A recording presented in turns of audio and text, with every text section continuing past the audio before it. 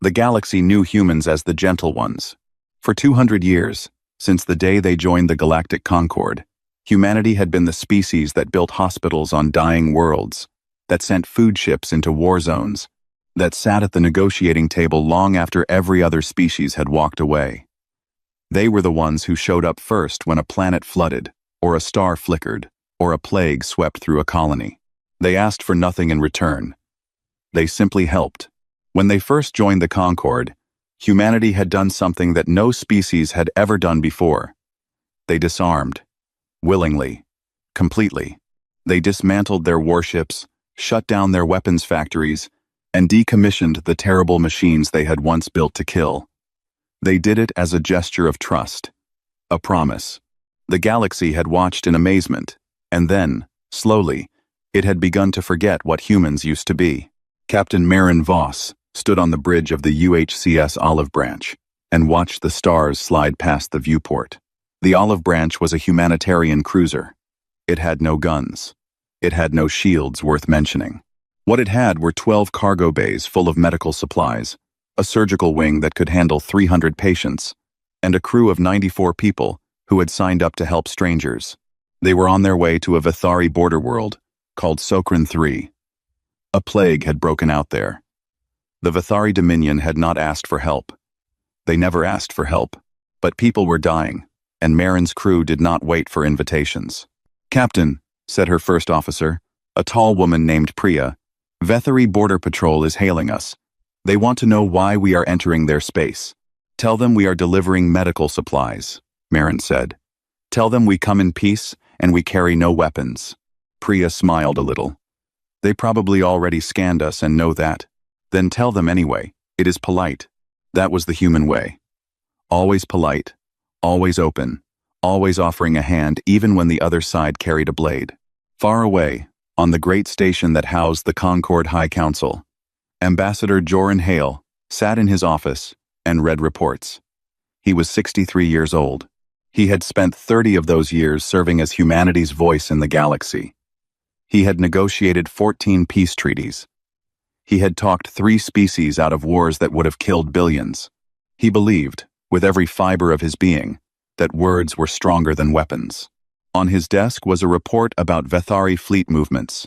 Their ships were gathering near the border. Hundreds of them. Military analysts from 6 different species had flagged it as unusual. Hale had brought it before the council twice. Both times, the council had voted to monitor the situation. Monitor. That was their favorite word. It meant doing nothing while appearing to do something. Hale rubbed his eyes. He was tired. But he trusted the system. He had given his life to this system. It was slow, yes. It was frustrating, yes. But it worked. It had kept the peace for centuries. It would keep the peace now. He told himself that. He almost believed it. On the other side of the border, aboard the Vithari command ship Fang of Worlds, Warlord Skethran stood before a massive display that showed the positions of every human colony within striking distance. He was tall, even for a Vithari. His exoskeleton was dark as burnt iron. His 4 eyes moved independently, studying the map with the cold focus of a predator watching prey. The Vithari were an insectoid species.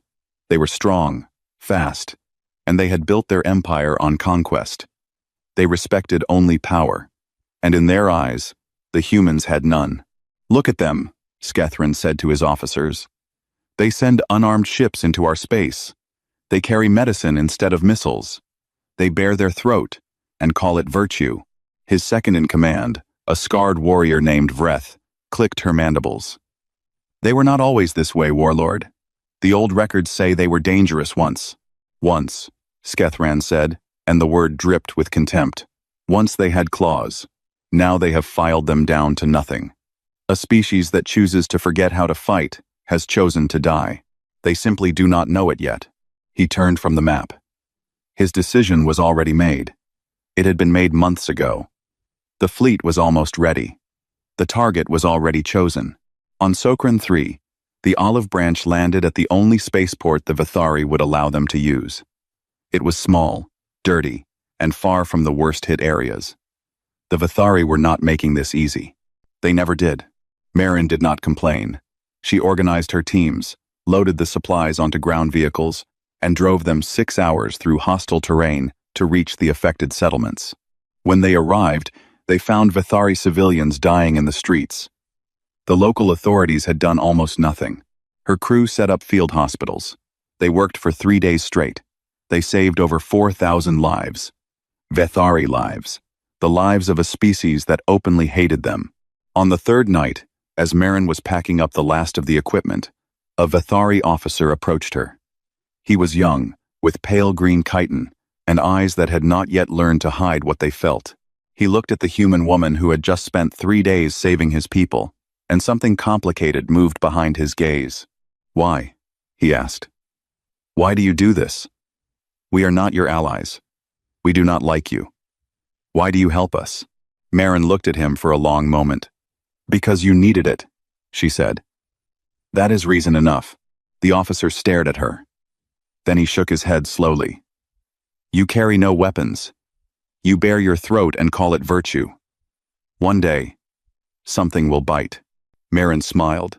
It was a patient smile, a kind smile, the smile of a species that had chosen, every single day for 200 years, to be better than what it was. "Maybe," she said, "but not today." She walked back to her ship. The olive branch lifted off from Sokran 3 and turned toward home. Behind them, the Vethari officer watched the unarmed ship disappear into the dark sky, and he felt something he did not understand. It might have been gratitude. It might have been pity. On Mars, deep underground, behind doors that had not been opened in 2 centuries, a red light blinked in the darkness. It had been blinking since the day the doors were sealed. A heartbeat, patient, steady, waiting. Nobody talked about what was behind those doors. Nobody needed to. Not yet. Across human space, the children went to school, the doctors went to work. The diplomats wrote their letters and attended their meetings. The stars were bright. The peace was holding. And 18 million people on a beautiful world called Elisara 4 went to sleep that night without knowing that they had 17 days left to live. The sky above Elisara 4 broke open at dawn. There was no warning, no declaration of war, no final demand or ultimatum. One moment the sky was pink and gold with the light of a rising sun, and the next it was full of ships. 300 Vithari warships dropped out of faster-than-light travel, in perfect formation directly above the planet. They filled the sky from horizon to horizon, blocking out the light like a swarm of iron locusts. The first bombs fell before anyone on the ground understood what was happening. Elisara 4 was one of humanity's most beautiful worlds. 18 million humans lived there, along with 3 million aliens from dozens of species who had come to study, to work, to live among a people known for their kindness. The planet was home to the greatest xenocultural university in the galaxy, where students from 40 different species studied side by side. It had a medical center that treated patients from across the sector, regardless of species, regardless of ability to pay. It had no military base, no defense grid, no warships in orbit, not even a single armed satellite. There was nothing to defend it, because it was never supposed to need defending. It was a place of learning and healing, a place of peace. The Vethari did not care. The orbital bombardment lasted 9 hours. 9 hours of fire falling from the sky without pause. The capital city was hit first. Buildings that had stood for 100 years were turned to ash in seconds. The university was struck directly. It was the middle of the academic year. The lecture halls were full. Thousands of students from dozens of species died in the first wave, buried under rubble that burned so hot it turned sand to glass. The medical center was hit next. The Vithari targeted it deliberately. Later, intercepted communications would show that Warlord Skethrin had marked it as a priority target. He wanted the humans to know that their mercy would not protect them, that the places where they healed others would become their graves. Evacuation ships tried to launch. Civilian transports, passenger shuttles, anything that could fly. The Vithari shot them down one by one. They did not even bother to confirm whether the ships were armed. They knew they were not. They shot them down anyway. Burning wreckage rained back down on the cities below, adding fire to fire, death to death. After the bombardment, the ground troops came. Vethari shock soldiers landed in waves across the planet's surface. They moved through the ruins with methodical cruelty, hunting survivors. They called it a cleansing exercise. They treated it like practice. 12.4 million humans died on Elisara 4. Another 2.1 million aliens died alongside them. Students, doctors, children, families. Burned, buried, hunted, and killed on a world that had never raised a weapon against anyone. Warlord Skethran stood on the bridge of his command ship and watched the world burn beneath him. He opened a channel to every frequency in the galaxy, and he spoke. Let this serve as demonstration. The humans are weak. They chose to forget how to fight. Now they learn the price. Let every species in the Concord see what happens to those who mistake softness for strength. He closed the channel. He felt nothing. To him, this was simply the natural order. The strong consume the weak. The humans had made themselves weak. This was the result. Captain Marin Voss was 2 days out from Elisara when the distress signal reached the olive branch. The signal was fragmented, broken, barely coherent, but the words were clear enough. Under attack. Orbital bombardment. Millions dead. Please help. Please. Someone. Anyone. Marin diverted immediately. Her crew pushed the engines beyond their limits. They arrived 14 hours later, long after the Vethari fleet had gone. What they found broke them. The planet was burning. Entire cities were just gone. Where the capital had been, there was a crater so wide you could see it from orbit. Smoke covered half the continent. The air was thick with ash and the smell of things that should never burn. Marin took a shuttle down to the surface. She landed near what had been the medical center. It was rubble now, twisted metal and shattered concrete and silence. Her crew spread out, searching for survivors. They found some, not many. Marin worked with her bare hands. She pulled broken stone away from collapsed shelters. She carried wounded people on her back. She did not sleep for 36 hours. And somewhere in the ruins of the children's wing of the hospital, she found a small girl. The girl was dead. She had been dead for hours. She was lying on her side with her arms curled around a stuffed toy, as if she had been sleeping when the world ended. She was maybe 6 years old. She had dark hair and small hands, and she was gone. Marin sat down next to her. She picked up the child's hand and held it, and she stayed there for a very long time. Across the galaxy, Ambassador Joran Hale watched the footage from Elisara in the Concord Council chamber. He watched it with 400 representatives of 400 species. The chamber was silent. The footage spoke for itself. When it was over, Hale stood. His hands were shaking, but his voice was not. 12 million of my people are dead, he said, murdered, on a world that carried no weapons and posed no threat. I am asking this council to act, not to condemn, not to sanction, to act, to send a fleet, to hold the Vethari accountable, to show the galaxy that this will not stand. The debate lasted 6 hours. 6 hours of speeches and procedures and parliamentary maneuvers, while the ashes of Elisara were still warm. In the end, the council voted. They issued a formal condemnation. They imposed economic sanctions. They expressed deep concern. They did nothing. Several species approached Hale privately afterward. They expressed sympathy. They said they were sorry. They said they wished they could do more. But the Vethari fleet was large, and their own worlds were close to Vethari space, and they could not risk it. They were sorry. They were so sorry. Hale stood in the empty council chamber after everyone had left. The lights were dim. The seats were empty. He looked at the podium where he had spoken, at the chair where he had sat for 30 years, and he understood something that he had spent his entire life refusing to believe. The system did not work. It had never worked. It was a beautiful idea built on the assumption that everyone shared the same values, and they did not. Some species looked at kindness and saw opportunity. Some species looked at peace and saw weakness. And no amount of words would change that. He sat down heavily. He felt old. He felt broken. He felt something dark and ancient stirring in his chest. Something that 200 years of civilization had tried to bury.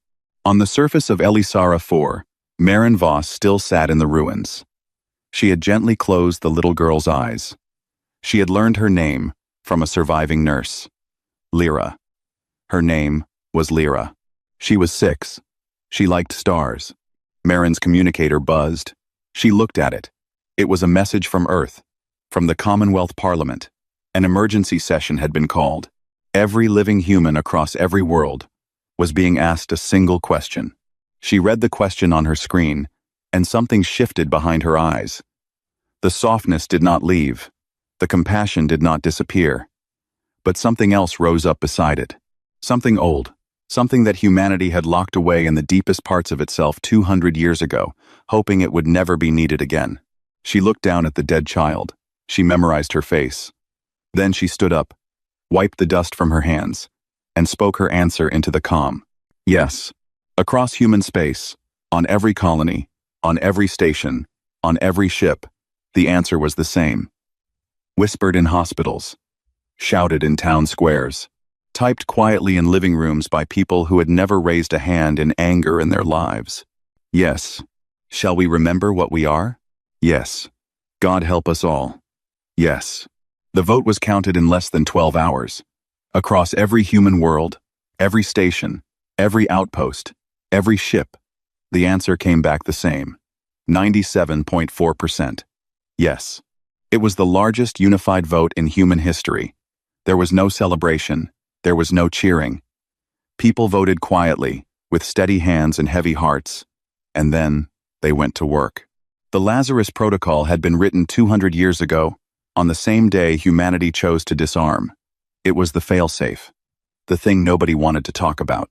The document that began with the words, "In the event that peace fails and our people face extinction, the following measures shall be enacted." It had been sealed, encrypted, and buried in the deepest vaults of the Commonwealth archives. Every generation of leaders had been told about it. Every generation had prayed they would never need it. On Mars, beneath the red desert, a door opened for the first time in 2 centuries. The door was 3 meters thick and made of an alloy that the Concorde had never seen, because humanity had never shared it. Behind it was a tunnel that stretched downward for over a kilometer. At the bottom of the tunnel was a cavern so large that it had its own weather system. And inside the cavern, row after row after row, stretching into the distance like a metal forest, were warships. Thousands of them. Dreadnoughts the size of small cities. Carrier groups that could launch 10,000 fighters each. Stealth corvettes that could slip through any sensor net in the galaxy. Siege platforms designed to crack open the defenses of entire worlds. All of them maintained by automated systems. All of them fueled, armed, and ready. Waiting. For 200 years, they had been waiting. Humanity had told the galaxy they destroyed their weapons. They had lied. They had lied with a smile and a handshake and the full knowledge that someday the smile might not be enough. Across human space, similar doors were opening. On Luna, on Titan, on colonies so remote that even the Concorde did not know they existed. Everywhere, the machines of war were waking up. On Earth, the war colleges reopened overnight. Buildings that had been turned into museums and schools were cleared out in hours. Tactical artificial intelligences that had been officially retired were brought back online from encrypted backups that were never actually deleted. Combat doctrines that humanity had supposedly forgotten were restored, studied, and updated with 2 centuries of new technology. It turned out that humans had never forgotten how to fight. They had simply chosen not to. And there was a very important difference between the two. The galaxy began to notice the changes almost immediately. Not because of the warships. Those were still hidden, still being prepared. The galaxy noticed because the humans started leaving. Every human diplomat in the Concorde resigned on the same day. Every human doctor serving on alien worlds recalled themselves. Every human teacher, engineer, aid worker, and disaster response specialist quietly packed their things and went home. There were no angry speeches, no accusations. They simply left. And the galaxy felt it. On the Lyrithan homeworld, 3 hospitals that depended on human medical staff suddenly had no doctors. On the Prelian trade routes, human negotiators who had kept fragile peace agreements alive for decades were simply gone. On a dozen border worlds, Human disaster response teams that had been the only thing standing between millions of aliens and starvation disappeared overnight. The humans had been woven into the fabric of galactic civilization so deeply that pulling them out left holes everywhere. The Concord Council demanded answers. They sent messages. They made threats. They pleaded. Humanity did not respond. Ambassador Joran Hale responded. One last time. He walked into the council chamber, wearing his formal diplomatic uniform for the final time. The chamber was full. Every seat was taken. Every eye was on him. The room was so silent that you could hear the hum of the station's air system. Hale walked to the podium. He looked out at the assembled representatives of 400 species. He saw fear in some of their eyes, confusion in others. A few showed guilt. Most showed nothing at all. He spoke calmly. He did not raise his voice. 200 years ago, we came to this council and we made a choice. We chose to put down our weapons. We chose to be healers, builders, and peacemakers. We chose to be the species that helped, not the species that conquered. And for 200 years, we kept that promise. We kept it when it was easy. And we kept it when it was hard. We kept it when your own species broke their promises. And we still showed up to help you rebuild. He paused. The chamber was absolutely still. We showed you who we wished to be. For 200 years that was enough. But you let them kill our children. You watched it happen. Some of you had the power to stop it. All of you had the power to respond. And you chose to write a letter. He reached up and removed his diplomatic sash. The silver fabric caught the light as he folded it carefully and placed it on the podium. You are about to meet who we have always been. He turned and walked out. He did not look back. Behind him, the chamber erupted into chaos. But Hale did not hear it. He was already gone. Humanity's seat in the Concorde was left empty, and no one dared to touch the folded sash he had left behind. In the days that followed, alien intelligence services scrambled to understand what was happening. They pulled old files on human history, pre-Concorde history, the files that humanity had shared openly when they joined, but that nobody had ever bothered to read carefully, because why would you? The humans were the gentle ones. What could their history possibly contain? On a Lyrathan intelligence station, a senior analyst named Korath was assigned to compile a threat assessment. He started reading. He read about the world wars. He read about nuclear weapons. He read about a single bomb that destroyed an entire city in a flash of light. He read about the death camps. He read about the long centuries of conflict that had shaped the human species like a hammer shapes iron. He read about something called mutually assured destruction, a period in human history where the species had pointed enough weapons at itself to end all life on its planet, and then just lived like that for decades, staring across the edge of annihilation every single day. He read about the gene soldier programs, the autonomous weapons, the kill drones that could hunt individual targets across continents, the biological weapons that could be tailored to specific genetic profiles. Korath stopped reading. He sat at his desk for a long time. His hands were shaking. His assistant came in and asked if he was all right. They killed 50 million of their own kind in a single war, Korath said quietly. Not across centuries. In 6 years. Over ideology. And then they built weapons that could kill everyone. And then they got better at it. He looked up. And that was before they reached space. His assistant said nothing. We have been living next to them for 200 years, Korath said. We watched them build hospitals and teach our children and heal our sick, and we thought that was what they were. But that is what they chose to be.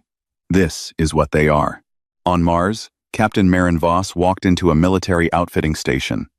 She was not wearing her humanitarian uniform anymore. She had folded it and placed it in a box, just as Hale had folded his sash, gently, with respect. But firmly, a technician fitted her for combat armor. It was black, angular, and heavy. It felt like wearing a promise. What name do you want on your ship, Admiral? The technician asked. The promotion had come through that morning. They were promoting anyone with command experience. They were promoting fast. There was no time for ceremony. Marin touched the bracelet on her wrist, a small bracelet with a name engraved on it. Lyra. The 6-year-old girl who liked stars. Name it after her, Marin said. The technician nodded and wrote it down. Outside the station, through a viewport that looked out across the Martian shipyards, Marin could see them. Warships, hundreds of them, rising from the underground vaults like dark birds lifting from a nest. They blocked out the stars as they climbed into formation. More were coming. Every hour, more were coming. 200 years of peace. 200 years of choosing to be kind. And behind it all, behind every smile, and every helping hand, and every unarmed ship sent into hostile space, humanity had kept the wolf locked in the basement. Fed it, maintained it, kept it sharp. Now the wolf was awake, and it was hungry. The human war fleet launched on a Tuesday. 10,000 warships rose from hidden docks across human space, in perfect synchronization. Not a single vessel launched early. Not a single vessel launched late. They moved as one, like a heartbeat, like a fist closing. The fleet split into strike groups and jumped to faster than light speed, and within an hour, every single one of them had vanished from human space. The galaxy held its breath. Warlord Skethran had expected retaliation. He had planned for it. He had positioned his fleets along the border in a defensive wall of 2,000 warships, backed by orbital fortresses and minefields that stretched across entire star systems. He had prepared kill zones, ambush points, and fallback positions. His strategists had run simulations. They estimated that the humans, even with hidden reserves, could not break through the border defenses in less than 6 months. The humans did not attack the border. On the first day, at exactly the same moment across 100 star systems, human stealth ships that no sensor in the galaxy could detect appeared behind Vithari lines. They had been there for days, waiting silently in the dark spaces between stars. On a single command, they struck the Vithari communication network. Every relay station, every signal hub, every command frequency, all of it went dark in 11 minutes. The entire Vithari dominion was cut off from itself. Ships could not talk to stations. Stations could not talk to command. Warlord Skethran, sitting on his command ship behind his impenetrable border wall, suddenly could not reach a single one of his forces. He was shouting orders into silence. On the second day, the human fleet appeared inside Vithari core space. Not at the border, not pushing through the defensive wall. Inside, behind everything. The humans had used short-range jump technology that the Concord did not know existed to bypass the entire border in a single leap. They materialized in the heart of the Dominion, like ghosts stepping through a locked door. The Vithari border fleet, the 2,000 warships that Skethran had positioned so carefully, was now facing the wrong direction. By the time they turned around, it was already over. What followed was not a war. Wars have two sides. This was a disassembly. Human tactical artificial intelligences coordinated the entire campaign. Every engagement was planned, calculated, and executed with a precision that made the watching galaxy feel physically sick. The AIs processed information thousands of times faster than any living mind. They found weaknesses in Vithari formations before the Vithari knew the weaknesses existed. They predicted enemy movements before the enemy decided to move. The Vithari had the fourth largest fleet in the galaxy. They had spent decades building it. They were proud of it. It was destroyed in 8 days. Human dreadnoughts tore through Vithari battle groups like a blade through cloth. The Vithari ships were strong by galactic standards. They had thick armor, powerful weapons, and crews that were born for combat. It did not matter. The human ships were something else entirely. They absorbed hits that would have crippled Concord vessels and kept firing. Their weapons cut through Vithari armor, as if it were paper. Their shields regenerated faster than the Vithari could drain them. A Vithari admiral named Threx commanded a defense fleet of 300 ships at the Vithari industrial world of Korath. She was experienced, brilliant, and unafraid. She arranged her fleet in a classic Vithari crescent formation and waited for the human ships to engage. The humans sent 40 ships, 40 against 300. Threx thought it was a mistake. It was not. In 90 minutes, her entire fleet was gone. Every ship disabled or destroyed. The 40 human vessels took minor damage. They did not even slow down. On the ground, it was the same. Human soldiers landed on Vathari military worlds in drop pods that hit the surface like thunder. They were augmented, stronger than any baseline human, faster, wrapped in armor that could stop a plasma bolt and keep moving. Behind them came the drones, thousands of autonomous machines that moved in swarms, clearing buildings and destroying weapons emplacements with surgical accuracy. The Vathari were fierce warriors. On any other day, against any other enemy, they would have fought well. But they had prepared to fight the humans they knew. The soft ones. The kind ones. The ones who sent unarmed ships and smiled when you insulted them. These were not those humans. These humans did not smile. They did not speak. They moved through Vathari positions like a wave through sand, and when they passed, there was nothing left. Not a single functioning military installation. Not a single weapons factory. Not a single command bunker. But they did not bomb cities. They did not target civilians. They did not burn crops or poison water or do any of the 1,000 terrible things they could have done. They were precise. They destroyed only military targets. They killed only those who fought. When Vathari soldiers surrendered, they were taken prisoner and treated according to the old human laws of war. This was not mercy. This was something worse. This was a message. We could destroy everything. We are choosing not to. Notice the difference. The Concorde sent observation ships to watch from a distance. They were terrified, but they needed to see. What they saw terrified them more. A Concorde observer, a Prelian captain named Sohn, watched a human carrier group dismantle an entire Vathari star fortress in less than 2 hours. The fortress had been considered the strongest fixed position in Vathari space. It had taken 30 years to build. How is this possible? Sohn whispered. His science officer ran the numbers 3 times. Their weapons technology is at least 300 years ahead of anything in the Concorde database. Maybe more.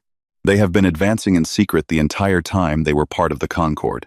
They were building weapons while they were building our hospitals, Sohn said. No, his science officer said quietly. They built the weapons first, long before they joined the Concorde. They just never stopped improving them. On day 15, Warlord Skethran gathered his remaining forces at the Vathari throne world. It was the last stronghold.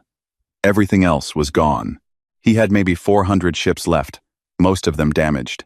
He knew he could not win. But he was Vathari. He would fight. He would die in battle.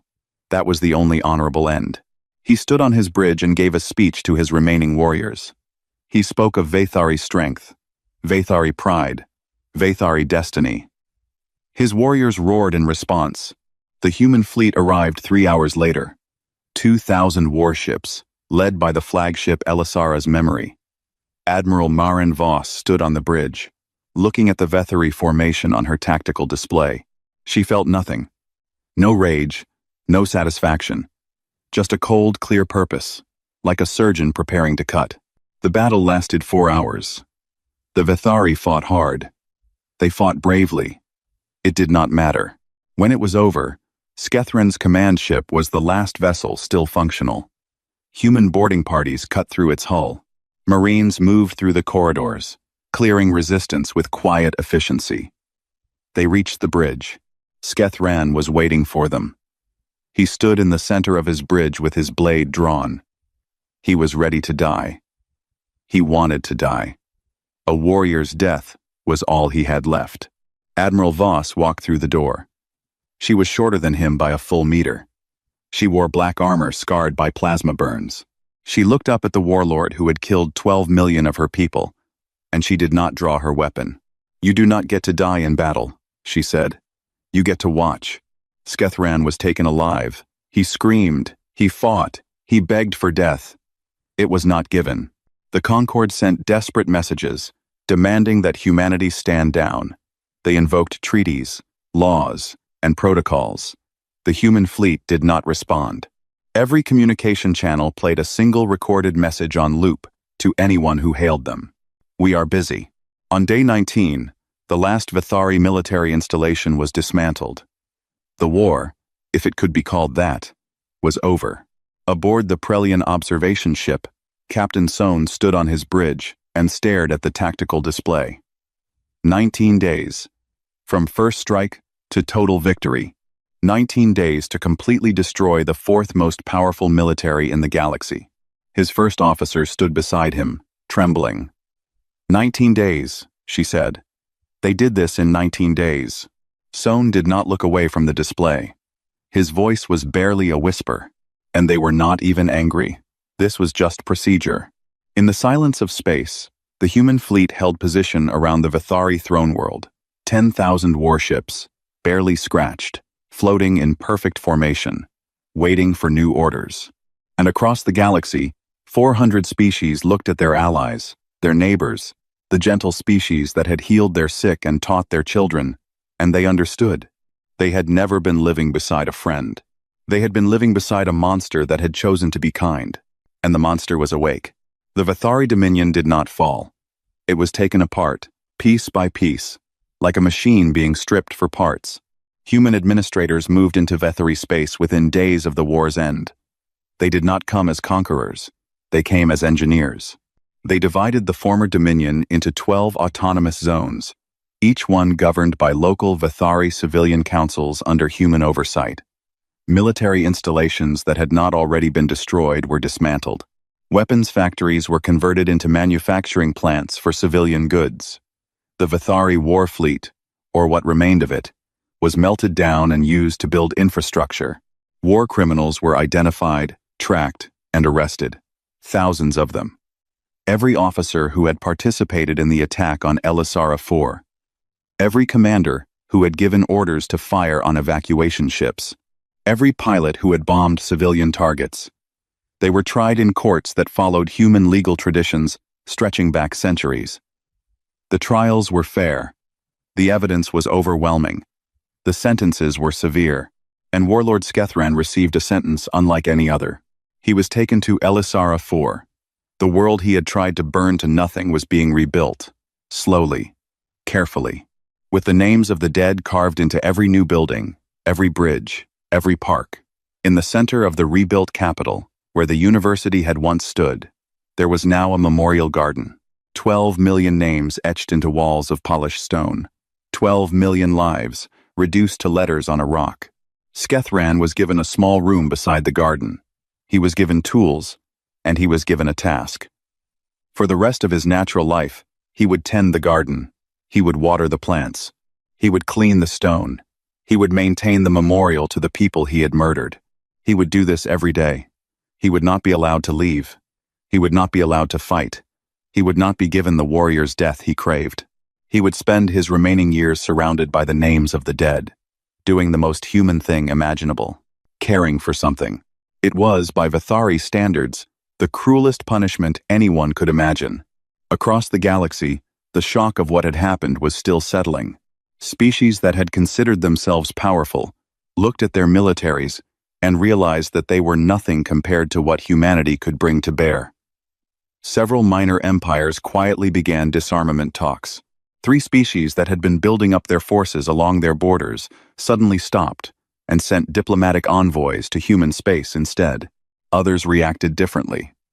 Behind closed doors, in secret facilities, some species began weapons programs of their own. Not to attack humanity. They were not that foolish. But to ensure that if the humans ever turned their gaze elsewhere, they would not be as helpless as the Vithari had been. The Concord was broken. Not officially. The institution still existed. The council still met. Resolutions were still passed. But the moral authority that had held it together was gone. Everyone knew the truth. When the worst had happened, the Concord had done nothing. It had written a letter while children burned. No amount of reform could erase that. 3 months after the war's end, Ambassador Joreen Hale came out of retirement. He had spent the intervening weeks on Earth, in a small house by the sea, doing nothing, thinking, grieving, coming to terms with the fact that the system he had devoted his life to had failed, and that the thing that had replaced it was something he had spent 30 years trying to prevent. But he was still a diplomat. And there was one more thing he needed to say. He returned to the Concord station. He walked through corridors that had once been familiar and now felt like the hallways of someone else's house. He entered the council chamber. It was packed. Every seat was filled. Representatives from every species in the Concorde had come. Some had traveled for days. The chamber was silent, in a way it had never been before. Not the silence of boredom or routine, the silence of fear. Hale walked to the podium. His diplomatic sash was still there, folded where he had left it months ago. Nobody had touched it. He looked at it for a moment, then left it where it was. He looked out at the assembly. He was older than the last time they had seen him, thinner. But his eyes were clear, and his voice, when he spoke, was steady. "I want to tell you a story," he said. "A long time ago, on our home world, humans nearly destroyed themselves. We built weapons that could have ended all life on our planet. We pointed them at each other, and we lived that way for generations, balanced on the edge of extinction. And then, slowly, painfully, over many decades, we chose to step back from that edge. We chose to be better. We chose peace. Not because we were weak, not because we could not fight, but because we had seen what we were capable of, and it terrified us." He paused. The chamber was absolutely still. "When we came to this council 200 years ago, we made a choice to put away the things that terrified us. We chose to show the galaxy our best self, and that self was real. Every hospital we built was real. Every life we saved was real. Every treaty we negotiated, every disaster we responded to, every hand we extended in friendship, all of it was genuine. We meant it. We meant every word and every act." His voice did not waver. "But you need to understand something about us. We chose to be civilized. It was a choice we made every single day. It was not our nature. It was our aspiration. We are not a peaceful species that learned to fight. We are a violent species that learned to be peaceful. There is a difference. A very important difference. And when you showed us that civilization would not protect our children, we stopped choosing it." He let the silence hold for a long moment. "We will choose it again. We are already choosing it again. But we will never forget what we are capable of. And neither should you." He stepped back from the podium. He did not pick up the sash. He walked out of the chamber. And this time, he did not come back. Humanity rejoined the Concorde 6 months later. But the terms were different. There were no more unarmed humanitarian ships. There were no more voluntary disarmament pledges. Human warships now patrolled the borders of Concorde space, and human soldiers served as the Concorde's primary deterrent force. The gentle species had become the guardian species. The hand that once only healed now also held a sword. The galaxy was safer. Everyone knew that. The presence of the human fleet had stopped 3 potential conflicts before they started, simply because no one wanted to find out what would happen if the humans got involved. But the galaxy was also different. There was a tension that had not been there before, a wariness. The other species looked at humanity, and they saw 2 things at once: the doctors, the teachers, the builders, and behind them, in the shadow, the warships, the soldiers. The cold, efficient machine that had taken apart an empire in 19 days. Both were real. Both had always been real. The galaxy just had not wanted to see both at the same time. Admiral Maren Voss retired from the military on a quiet Tuesday. No ceremony. No speeches. She packed her uniform into a box, placed her commission papers in a drawer, and left the fleet headquarters on Mars, without looking back. She returned to Elisara 4. The planet was still healing. Construction was everywhere. New buildings rising from old ruins. New gardens growing in old craters. She walked through the rebuilt streets, and she saw children playing, and something in her chest that had been clenched tight for months finally loosened. She opened a new medical center. It was small, nothing like the grand facility that had been destroyed, but it was enough. She treated patients. She trained young doctors. She did the work she had always loved, the work she had been born for. In the bottom drawer of her desk, she kept her admiral's commission, just in case. On a warm afternoon, a year after the war, she walked past the memorial garden. Skethran was there, on his knees, pulling weeds from between the stones that bore the names of the dead. He looked up as she passed. Their eyes met. He looked old, broken, The pride that had once burned in his 4 eyes was gone. In its place was something she had not expected to see. Understanding. He said nothing. She said nothing. She walked on. At the rebuilt University of Elisara, classes had resumed. Students from across the galaxy had returned. Not as many as before, but enough. Life was continuing. The universe was turning. In a lecture hall on the 3rd floor, a young alien student, a Prelian with silver scales and wide, curious eyes, raised her hand and asked her human professor a question. "Is it true," she asked, "that humans used to be the most peaceful species in the Concord?" The professor was a middle-aged woman, with kind eyes and gray in her hair. She had survived the massacre. She had lost friends. She had watched her world burn, and had chosen to come back and teach anyway, because that was what humans did. They endured. They rebuilt. They kept going. She looked at the young alien student, and she smiled. It was a warm smile. A gentle smile. The smile of a species that had stared into the darkest parts of itself and come back carrying a light in one hand and a weapon in the other. "We still are," she said. And then, with a softness that made the young student's scales prickle with something she could not quite name, the professor added, "And that should terrify you." The student stared at her. The professor's smile did not waver. It was kind. It was genuine. And somewhere behind it, in the depth of those human eyes, there was something ancient, something vast, something that had been chained by choice and not by weakness. Outside the window, the sun was setting over Elisara 4. The sky was orange and gold, the way it had been on the morning the bombs fell. But this time, the sky was empty. No warships, no fire, just light, fading gently into night. And somewhere in orbit, invisible, silent, and always watching, a human warship turned slowly in the darkness. Just in case,